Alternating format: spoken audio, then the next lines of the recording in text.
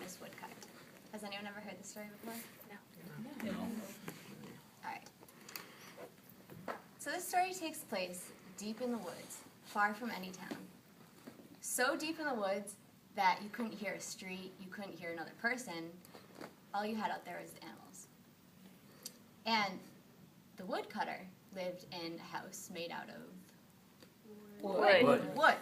So he built this log cabin all by himself. He was a great woodcutter like that. And him and his family and his wife and his children lived inside the house for their entire lifetime. It was a dry house. It wasn't wet, it wasn't smelly, but it was small. It was humble. It was little. And the family lived very comfortably. One morning at breakfast, the children joked over cereal what their lives would be like if they lived in an extravagant house. If toys filled their closets, and if there was china in their mother's cupboard. They joked to themselves while their dad got ready for work, and although he thought the joke was funny, it made him feel a little sad because he couldn't give those things to his family.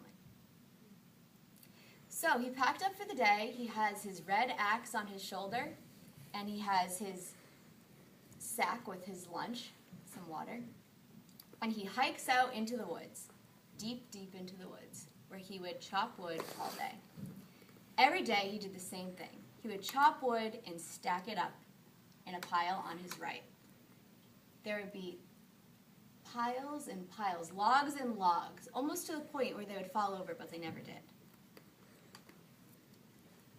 And one day, he decided that he was going to do something rare, and that was take a break. Normally, he ate his lunch while he was chopping his wood. He just worked right through his lunchtime.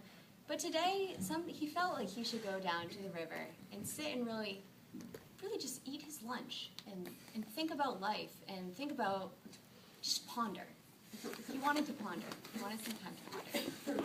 And so, with his red axe on his right shoulder and his lunch in the other hand, he continued to walk through the woods until he got to the stream, and he missed his footing, and he pretty much wiped out and just fell, and his lunch went flying in the air one way, and the axe went flying in front of him, and it landed right in the water. And he was like, okay, great, well, now I don't have an axe. Like, I need an axe, I'm a woodcutter. So he was actually in complete despair. He didn't know what to do. He used some colorful vocabulary. He was not happy. He was thinking, what can I do? Really, what can I do now? And all of a sudden, out of his despair, the water in the stream began to swirl. Can everyone help me swirl the water in the stream? And it made some sort of watery sounds, like and from within the swirl, something appeared up. He wasn't sure what it was at first, but it introduced himself, which was great. He said, I am a water sprite. Why are you so sad?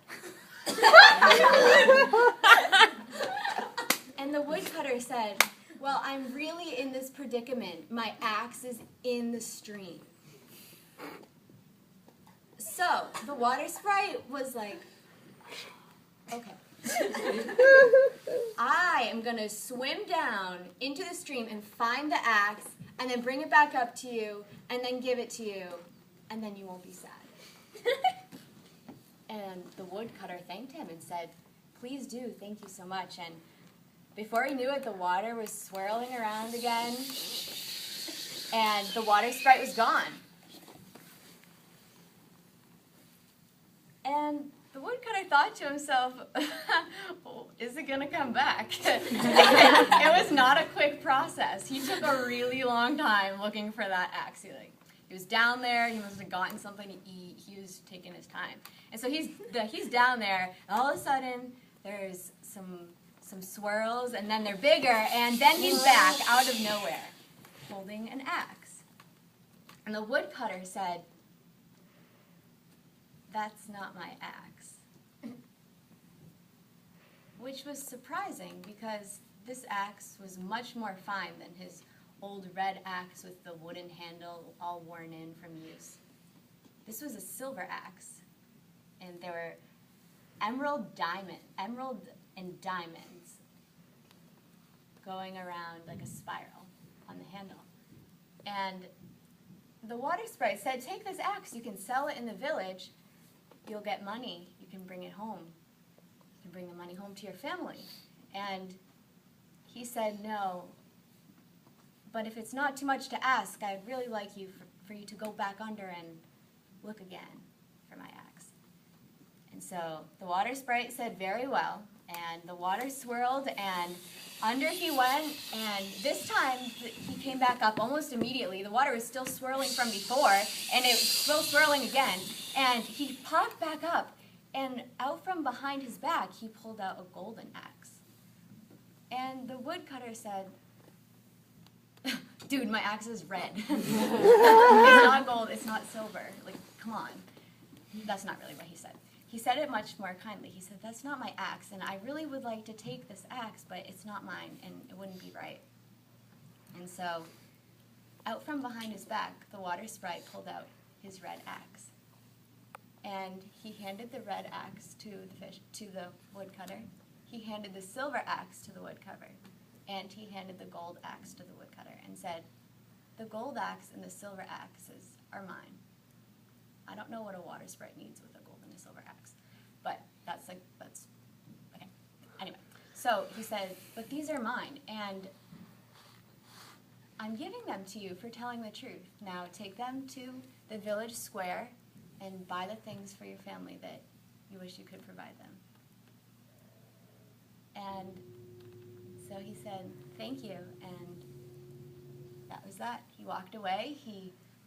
With his 3 axes, he walked all the way into the village square. It was well into the night because he was so far away from the village. His house was very far away, and he was even further away because he was deep in the woods. And he went to the village, and he bought toys to decorate his children's rooms. And he bought china for his wife's cupboard. And that's all he bought. He walked back home with the sack of goodies on his back and went to up the porch, opened the door into his house, and his children came running to him, and his wife came running to him, and he thought that they would have been asleep. It was so late, but they were missing their father, and he had hidden the sort of sack behind his back. And they said, "Father, are you okay? What happened? Was there an accident?" And he pulled out the bag of goodies and said, "I was honest today. And I hope that you guys will be honest in your lifetime too, the children and the wife. And so I have some things to share with you." And he told them the story of the water sprite and the gold and the silver axe while they enjoyed their new treasures. The end.